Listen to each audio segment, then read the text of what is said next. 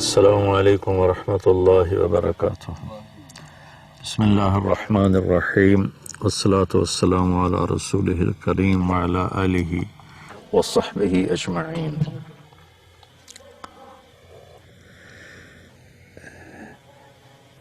پوری دنیا کے انسانوں کے لیے سب سے پہلے جس علم کو سیکھنا ہے وہ ہے کہ میرا بنانے والا کون ہے اور وہ مجھ سے کیا چاہتا ہے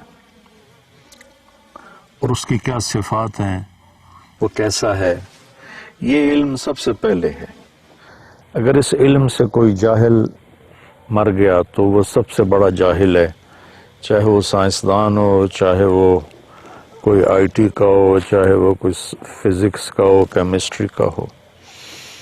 وہ ایک ایسی کہاوت ہے کہ کالج کے لڑکے کشتی میں سیر کر رہے تھے تو ایک نے پوچھا ملاح سے، چاچا تینوں فزکس سمجھی؟ اسے کہ پترا میں تو نہ ہی آج سنے۔ تو لڑکے نے کہا تیری آدھی زندگی تو ایسی ہی چلی گئی۔ دوسرے نے پوچھا چاچا کیمسٹری پڑھی؟ اسے کہ پترا آج ہی نہ سنے، کہ تیری ادھی چلی گئی۔ تیسرے نے پوچھا بابا تو نے زالوجی پڑھی ہے؟ کہ نہیں میرا بچہ، میں تو کشتی وائی ہے ساری زندگی۔ اسے کہ تیری ادھی چلی گئی۔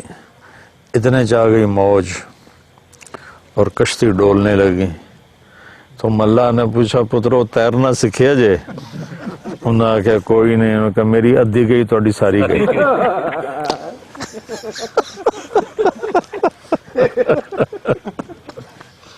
تو اس نے کہا میری ادھی گئی تھوڑی ساری گئی۔ تو جو یہ نہ پہچان سکا کہ میرا بنانے والا کون ہے، اس سے بڑا نادان پوری دنیا میں کوئی نہیں۔ ایک بہت بڑا طبقہ ہے ایتھیسٹ، وہ بڑے فخر سے کہتے ہیں میں کسی خدا پہ یقین نہیں رکھتا۔ وہ اپنی نادانی کو ایسی عقل مندی میں پیش کر رہے ہوتے ہیں کہ ان کی اس عقل مندی پر عقل بھی روتی ہے، نادانی بھی روتی ہے، کہ جسے یہ نہیں خبر لگ سکی یہ چاند، سورج، سیارے، ستارے، ان کی گردش، لیل دن اور رات، زمین و آسمان، دن اور رات کا آنا اور جانا، ان فی خلق السماوات والارض واختلاف اللیل والنہار، دن اور رات کا آنا اور جانا، والفلک التی تجری فی البحر بما ینفع الناس، اور سمندر میں چلنے والے بحری جہاز جو کراچی سے چل کے نیو یارک کے ساحل پہ جا لگتے ہیں۔ وما انزل اللہ من السماء من ماء فاحیا به الارض بعد موتها، اور آسمان سے بارش کا اترنا اور اس سے مردہ زمین کا زندہ ہو جانا، وبث فیہا من کل دابہ، اور اس میں بے شمار جاندار زندگیوں کا رینگنا، وتصریف الریاح، اور موسموں کا ہیر پھیر، عدل بدل، والسحاب المسخر بین السماء والارض، زمین آسمان کے درمیان بادل، یہ لآیات لقوم یعقلون، ان کو اللہ نے کہا ہے عقل والے، جو ان نشانیوں سے بنانے والے کو پہچانتے ہیں وہ ہیں عقل والے۔ تو سب سے پہلا علم کو فَاعْلَمْ أَنَّهُ لَا إِلَهَ إِلَّا اللَّهُ، اللہ تعالیٰ فرما رہے ہیں کہ یہ فا کا لفظ یہاں یہ بتا رہا ہے کہ بہت جلدی اس کو حاصل کرو اور فوری اس کو حاصل کرو، اور جانو کہ اللہ کے سوا کوئی معبود نہیں، کوئی بنانے والا نہیں، کوئی اس کا شریک نہیں، کوئی اس کا ہمسر نہیں، کوئی اس کے هل تعلم له سمیہ، کوئی اس کی ٹکر کا نہیں، کوئی اس کی بیوی نہیں، کوئی اس کا بچہ نہیں، کوئی اس کی شکل نہیں، کوئی اس کی مورت نہیں۔ بے شمار لوگ بتوں کی بنا کر شکلیں ان کے سامنے ہاتھ جوڑ رہے ہوتے ہیں۔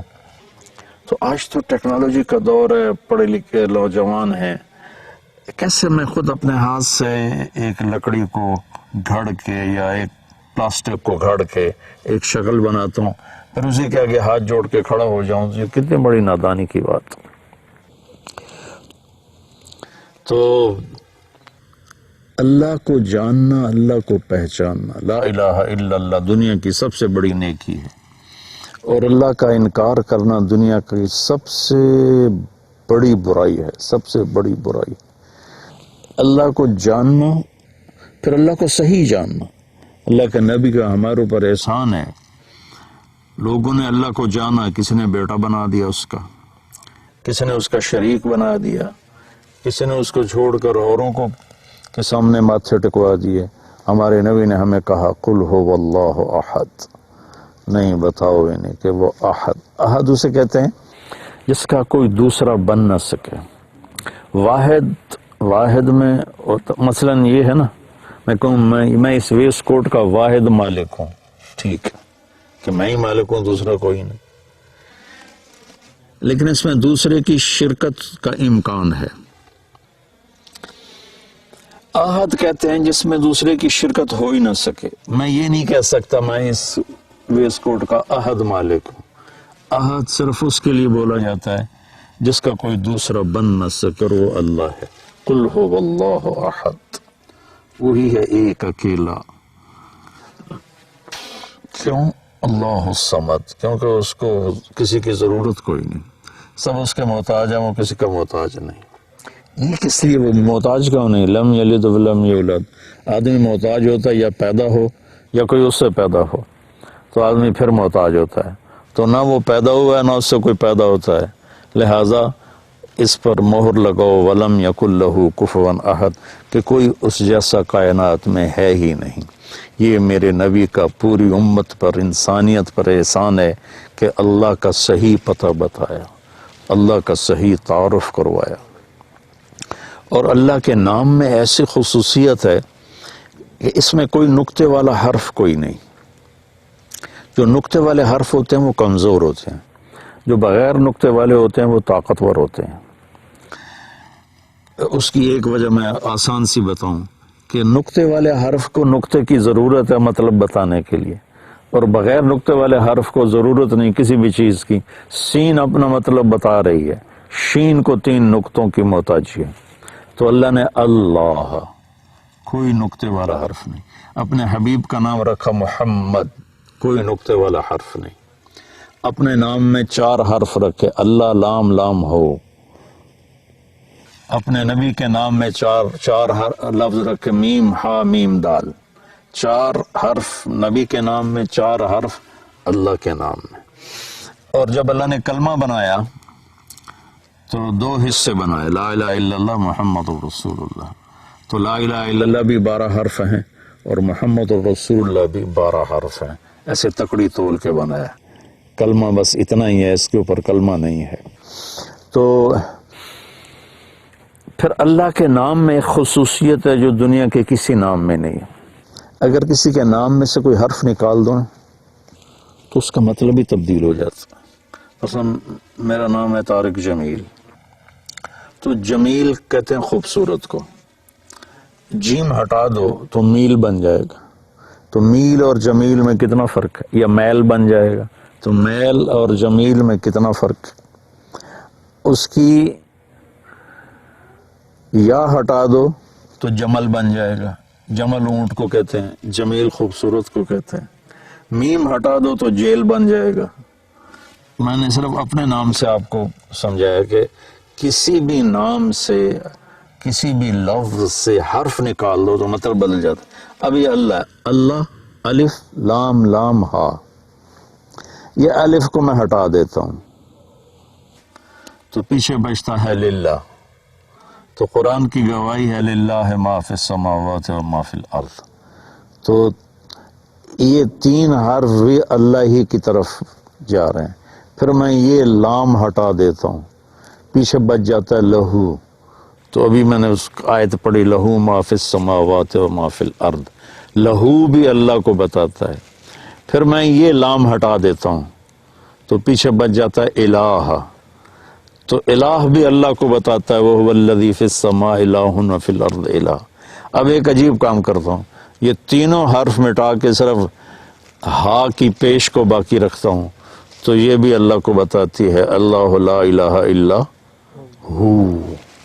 ہو کہو تو اللہ، لہو کہو تو اللہ، الہ کہو تو اللہ، للہ کہو تو اللہ، اللہ تو پھر اللہ ہی ہے.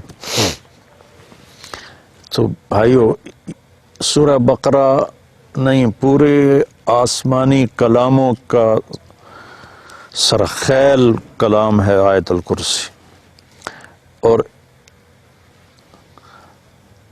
حضرت علی رضی اللہ تعالیٰ عنہ نے ارشاد فرمایا اگر میں سورۃ فاتحہ کی تفسیر بیان کروں تو 70 اونٹوں پہ لاد دی جائے گی.